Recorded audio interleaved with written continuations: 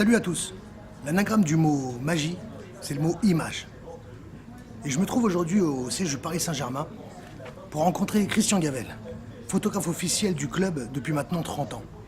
Il nous a pondu un livre sur cette magie des images, justement. Culture Club. 30 ans d'images, 30 ans de photos plutôt, au cœur du Paris Saint-Germain, aux éditions Solar. On est venu le rencontrer pour qu'il nous explique un petit peu comment il a fait pour capter cette magie. A tout de suite.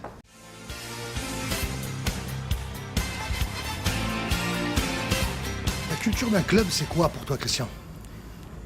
La culture d'un club, pour moi, c'est son histoire, c'est son palmarès.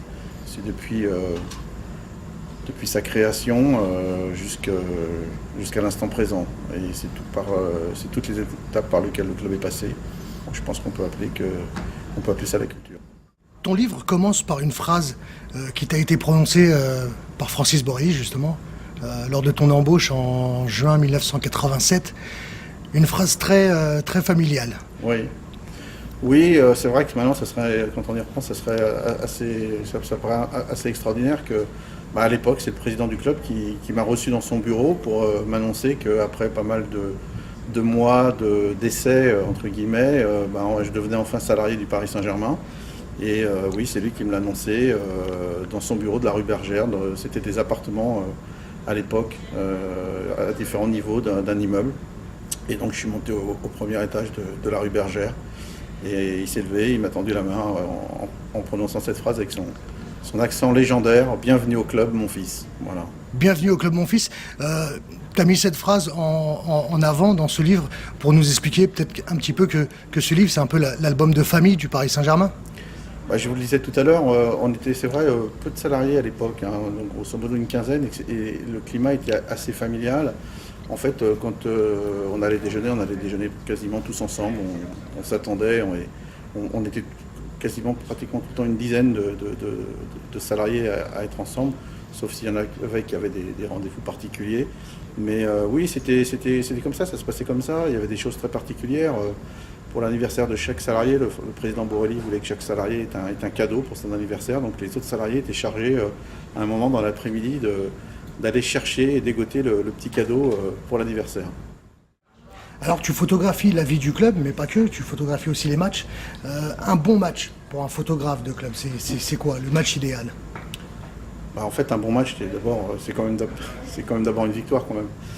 Bien qu'il peut y avoir des bons matchs en photo, des matchs nuls qui peuvent être très photogéniques, mais pour un photographe du club comme pour un photographe de presse, un bon match, c'est d'avoir les événements importants du match, donc si possible les buts, mais parfois c'est pas possible parce qu'ils sont marqués de très loin, donc ça peut être compliqué.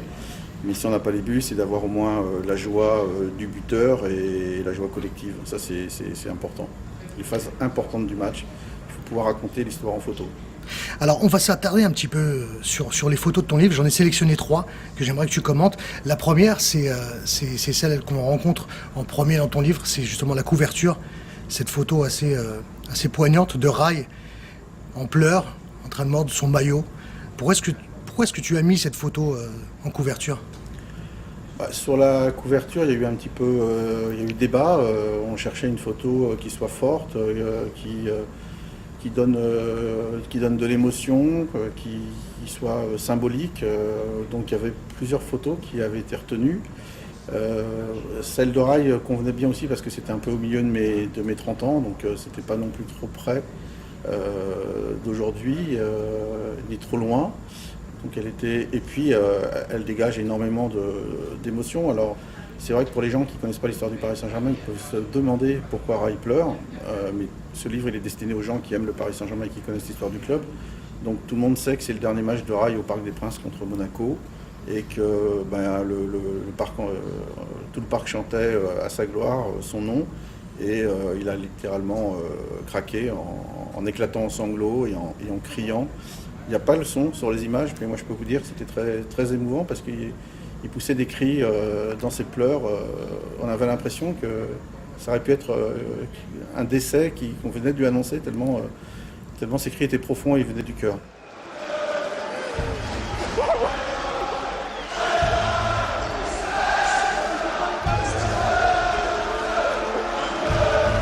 Il a réagi quand il a su que tu allais choisir une de ses photos pour le mettre en couverture?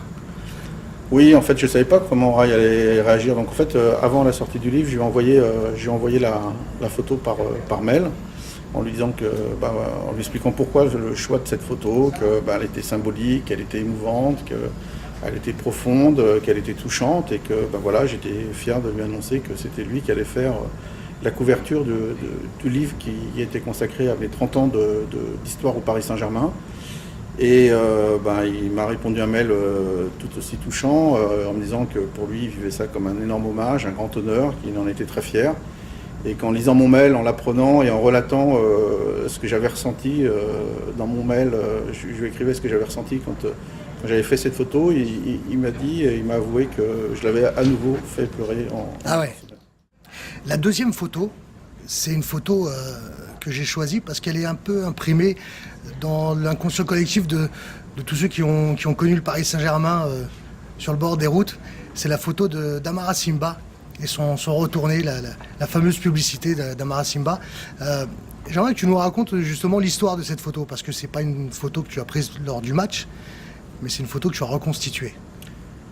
Oui, c'est amusant que vous me parliez de cette photo parce qu'Amara Simba, lors d'une séance de dédicace à la boutique au Megastore du Parc des Princes, il est passé me voir amicalement et voilà, on a reparlé de cette photo. De toute façon, il m'en parle pratiquement à chaque fois qu'on se voit, à chaque fois qu'on se croise. Il s'amuse tout le temps à me dire mais cette photo, c'est ta plus célèbre photo en fait. Il s'amuse à me dire ça. Il sait que j'ai l'affiche originale, l'affiche 4x3, j'ai un exemplaire. Et il me dit toujours, il faudra que tu finisses par me la donner parce que moi je ne l'ai pas. Cette photo, oui, elle symbolise, à l'époque, il y avait une volonté du club de pouvoir faire passer un message après les années de Tomi Slavevic, qui était l'entraîneur de l'époque, qui avait un jeu assez défensif et qui n'était pas toujours très plaisant. Et là, il y avait un changement d'entraîneur, c'était Henri Michel et Gérard Banit qui arrivaient, et il y avait cette volonté d'un retour au beau jeu. Et pour illustrer la campagne d'abonnement en début de saison, il y avait traditionnellement des affiches dans tout Paris, des 4x3 pour inciter les gens à s'abonner, à venir au Parc des Princes. Et donc le symbole, c'était le but qui avait marqué ce magnifique retourné, un de ces magnifiques retournés qui avait marqué Amara Simba. Longtemps pour les Parisiens qui ouvrent le score. Extraordinaire. Un fantastique but, ça s'appelle une bicicletta. On va revoir sur le centre de Bosser Et personne n'avait la photo, moi je l'avais pas, j'étais aussi pas très bien équipé à l'époque et puis j'avais peut-être pas le niveau que j'ai aujourd'hui, mais on l'a trouvé nulle part en agence ou dans la presse, ce cliché n'existait pas. Donc on a décidé de reconstituer la scène au camp des loges avec Amara Simba. La troisième photo, alors j'ai longtemps hésité entre deux photos et finalement j'ai choisi une double page, celle de Guillaume Hoarau, page 134-135. Je l'ai choisie parce que j'ai comme l'impression qu'il n'y a pas dans ce livre que des photos qui sont liées à l'histoire de la photo, mais aussi à la beauté de la photo. C'est quelque chose qui t'a habité pendant ce projet, c'est que tu as voulu mettre en avant aussi le côté artistique. Alors, je pense que vous faites allusion à la photo de Guillaume Hoarau avec pas mal de choses qui sont floues autour de lui, c'est ça ? Exactement. On voit des maillots du Paris Saint-Germain qui sont flous. Exactement.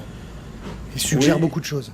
Oui, j'aime beaucoup cette photo parce que dans le livre, c'est peut-être la photo qui s'apparente le plus à un tableau.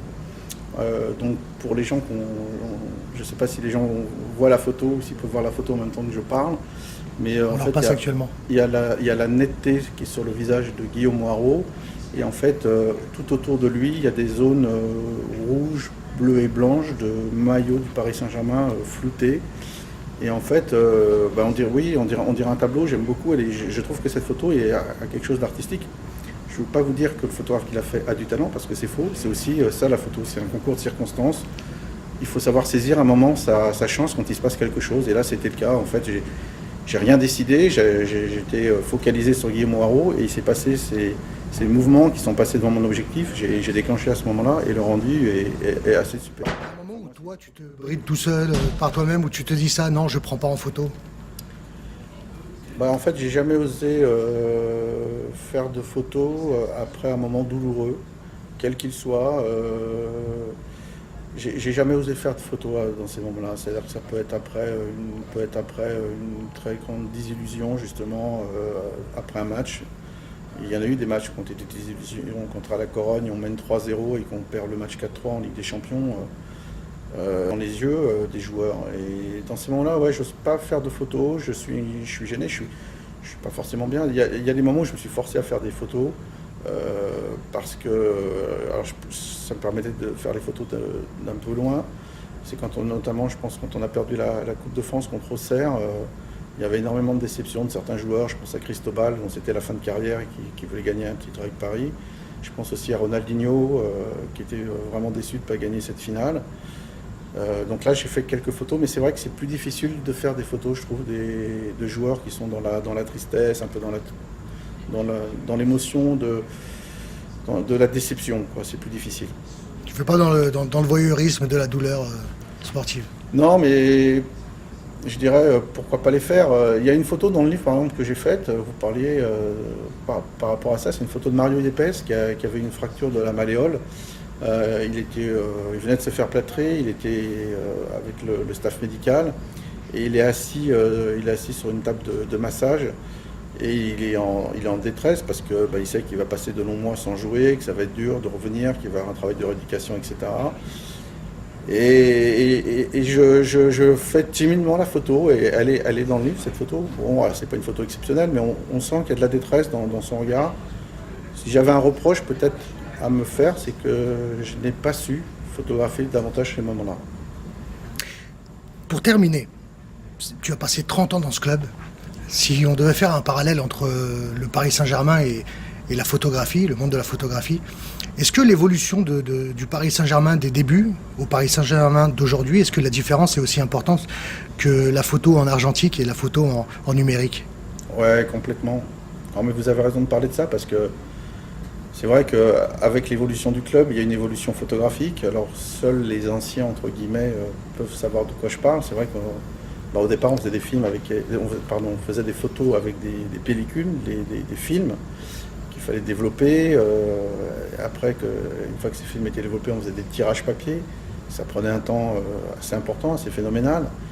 Et puis le matériel n'est pas ce qu'il est aussi aujourd'hui. C'est-à-dire que moi j'ai commencé à faire des photos où la mise au point elle était manuelle, c'était super difficile.